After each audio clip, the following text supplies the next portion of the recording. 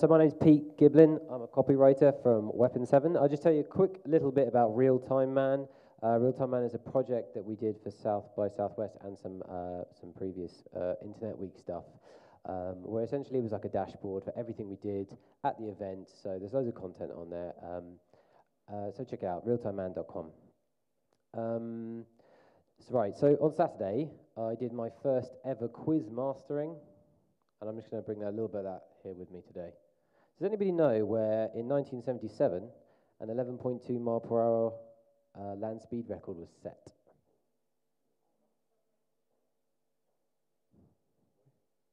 I'm afraid it was the moon, but close. Wales is close. And I'm going to talk to you a little bit about space. Part of the Real-Time Man thing, I'm a junior copywriter, and I was lucky to go out there. I was sent by Microsoft as part of Weapon 7 stuff. Usually when you see a junior out there.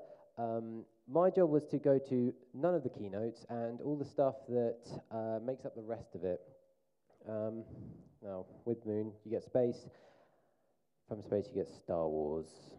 I'm a massive Star Wars fan, and so I went to the Star Wars, the Old Republic talk in the gaming section. And it was about something that I'm really, really interested in, and that's actually products as a service, software as a service, and free to play. So a bit of background about Star Wars, the Old Republic. It's an MMO, like World of Warcraft. It's the second largest in the Western world. And I actually play it a little bit. Now, normally, the game costs, well, you have to pay for it first, but normally it costs £10 a month. But back in November last year, they launched their first ever free-to-play subscription model, where basically you get full access to the entire game. You can choose from a certain set of characters, and you can play the entire story through. There's a voice acting, there's a full script written for all of it. It's actually really good, give it a go. But whereas free games have always been on the internet, they've usually been kind of lame.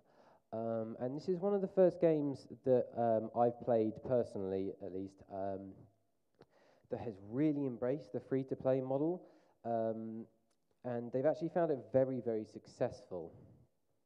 So what they found with their free-to-play players is that very quickly do they become paying players. They get given full access to everything. They can play the entire thing through. It's like hours and hours of content. They get given for free, and this is a game with serious production costs. It isn't Farmville. It's got serious coding, multiplayer. It has brilliant design, beautiful design, and voiceovers for literally every single minor character in the game. You know, there was a lot of time spent on this, and what they're essentially doing is giving away their product for free, in the hope that one day down the line, because you've been involved with the game, you've invested in the game, and you're interested, you like it, that you'll spend a bit of money on it. Okay, so Spotify is another example of where they've used this free-to-play model, well, free-to-hear model. And again, that's something I engage with. A lot of this free-to-play stuff is great for me as a junior. It means a lot less costs. In fact, it was this payday that I realized that I'm actually paying for stuff for the first time in quite a while. But Spotify was doing this ages ago. You know, you could get free access with an invite to this kind of like buzzy little community of people, and in the hope that eventually you'll start paying for more, and you can get it on your phone and things like that. So we've got games, and another talk that I went to was essentially the future of toys. And one of the topics that came up was 3D printing, which we've recently got one in the office, and we've been printing off stuff all day long. There's a bit of a queue, a bit of a fight for it. I printed off a bear. That's pretty cool. Gave it to my girlfriend, free present. The latest 3D printer is only about $500, and it's called the Solid Doodle. If your agency, or if you actually have the money, if you haven't got one yet, just get one. It's really, really fun. There's a load of websites where you can just download free CAD stuff, including Yoda designs, more Star Wars, and just print them off for free. And what the guy was talking about was software as a service, and you know that's like cloud stuff with Google. I'm sure most of you know about that. Google Drive, sorry. And what really, really interested me and got me thinking was products as a service. So it's kind of similar, but essentially what we're saying is that you can have access to certain things in a free subscription model, but then maybe pay for some more or pay a subscription fee. So going back to Star Wars, you get the game for free. You can have 2 characters. You can see most of the game, and there's some limitations in terms of speeds and things like that. Stuff that really doesn't particularly matter, but you're getting most of it for free. If you want to pay for certain bits and pieces, if you want a certain mount, if you want a certain lightsaber or whatever the hell you're buying, you can just buy that little bit, or you can pay the full hog, £10 a month, it's really not that much, and get everything.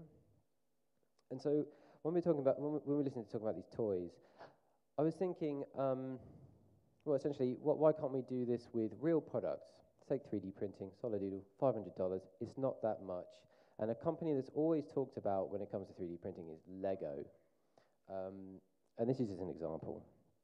Lego, it always feels like Lego's going to be a make or break when it comes to 3D printing. It's either going to completely destroy them because everyone's going to print everything for free anyway, and there are already certain like block models that you can print, or it's going to really, really embrace it.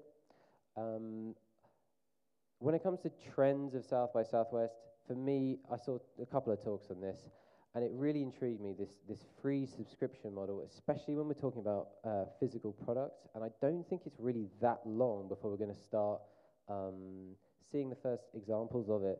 Just take Lego, for example. Download a few bricks for free, your basic bricks in different colors, or pay as you go, download the X-Wing and print it, which is their most famous and favorite model, or you can pay monthly fee for their entire back catalogue of 60 years. That's pretty exciting stuff for me. Fingers crossed, we'll start seeing a lot more of it, especially with more physical products, away from Spotify, away from iTunes and music, and start seeing more Internet of Things. That's it. Thank you very much for listening.